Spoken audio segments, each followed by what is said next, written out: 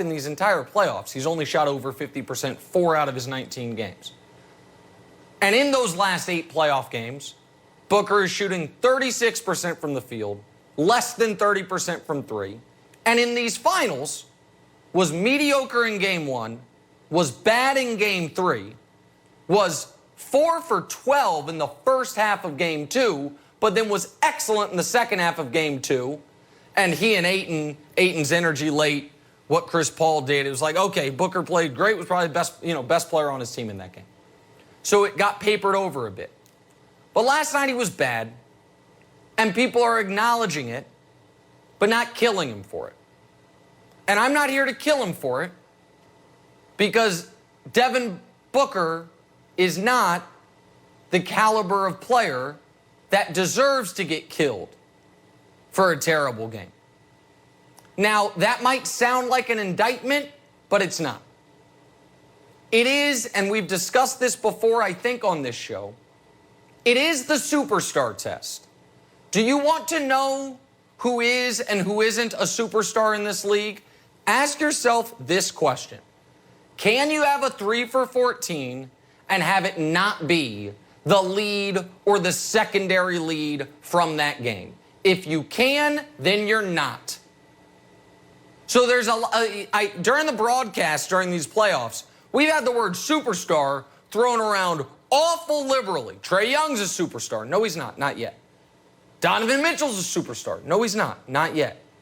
Julius Randle, superstar. Not even close. Devin Booker, who I think most people are like, oh, he's better than all those guys except for maybe Donovan, maybe including Donovan. He's clearly a superstar. No, he's not. He's a star. He is a future superstar. But when you can go 3 for 14, have your coach, for reasons that I don't yet totally understand, sit you for the entire fourth quarter, and it is not the overwhelming lead, or thanks to what Giannis did, secondary lead where people are eviscerating him, means not a superstar. We know what would happen if LeBron, KD, Giannis, Kawhi, Steph, those guys had that game and their team put them on the bench for the fourth quarter. It is the story. You know why? Because they're superstars. Devin Booker is an excellent player. One day will be a superstar. Is not yet. And you can tell by the lack of criticism that he's getting today. Speaking of criticism, as far as how they do what they do in their sports, but they have a hole in their game that has prevented them and potentially will continue to prevent them from reaching the top of their respective game.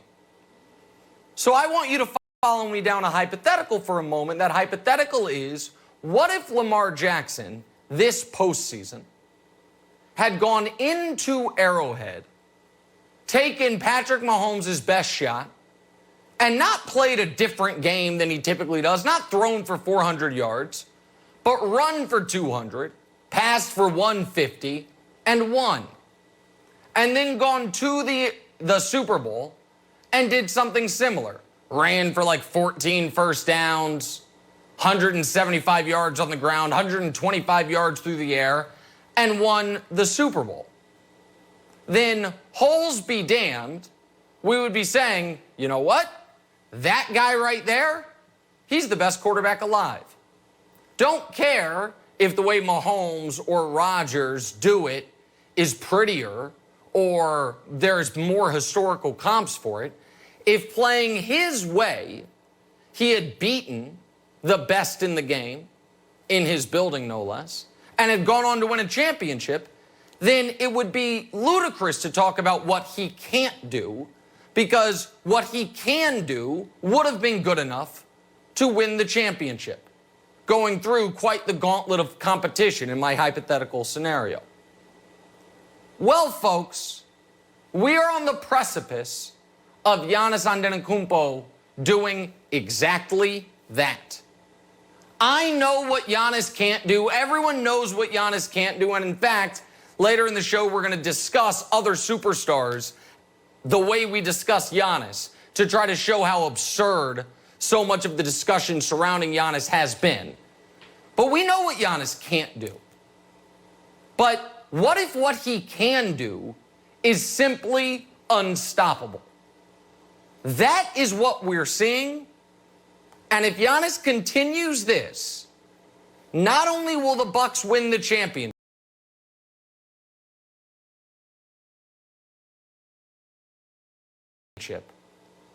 but Giannis will have the best claim anyone not named LeBron James has had in 15 years, that he is, in fact, the best basketball player alive.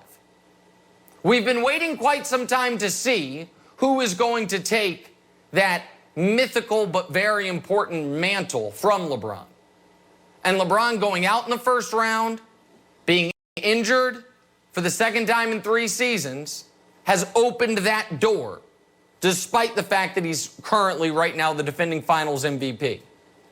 But to be able to walk through that door, it can't just be one great playoff run like Kawhi had. It certainly can't just be one amazing regular season like Jokic had. It's got to be all of the above. Giannis already has the regular season hardware. Giannis already has the regular season accolades. And Giannis is building a historically great postseason case. And I won't go through right here, we'll do it in an hour, but I won't go through right here all of the eye-popping numbers from Giannis. But I will give you one. 40-point games in the finals. We're numb to it because LeBron's got 8 of them. But if you remove LeBron's 8, then all of a sudden you're in a situation where in the last 15 years, there have only been 7 total. And in the last 40 years, those are the only 3 guys with more than Giannis has had in the last 96 hours. Kevin Durant, as great as he is, has scored 40 in a finals game once. Kobe Bryant, one of the 8 greatest players in the history of the sport, scored 40 in a finals game once. He played in 37 of them. Giannis has played in 3. His first one was when he's coming off the hyperextended knee, and he's done it twice in the last 2. Kareem did it once, Bird did it once, Duncan did it once. Giannis has done it twice since you probably last called your mother. That is how you all of a sudden go from 3 weeks ago, oh my God, Giannis doesn't belong in the same league as Durant, to then outplaying Durant in a Game 7 in Durant's building, scoring the game-tying bucket on Durant in overtime, suffering what looked like a Willis McGahee injury, and then being back a week later. And now, I believe, has his team in control of these finals. Now, the guy who's supposed to be able to match Giannis is Devin Booker.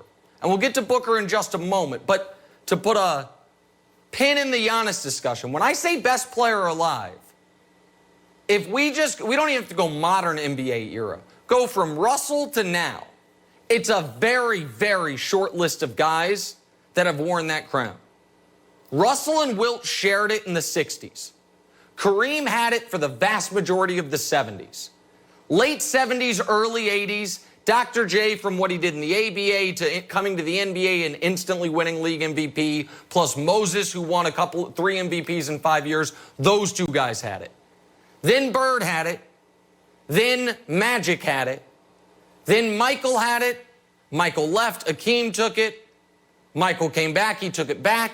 Then it went Shaq to Duncan to LeBron.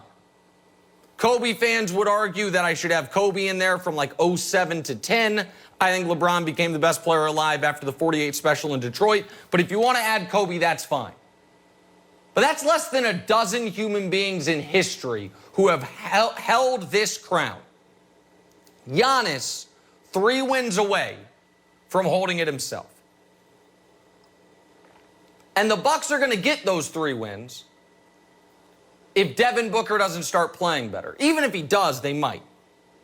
And Devin Booker last night was 3 for 14, and he didn't play in the fourth quarter. And quietly, Devin Booker, since the game in which he broke his nose, Game 2 against the Clippers, he's played 8 games, has not shot over 50%,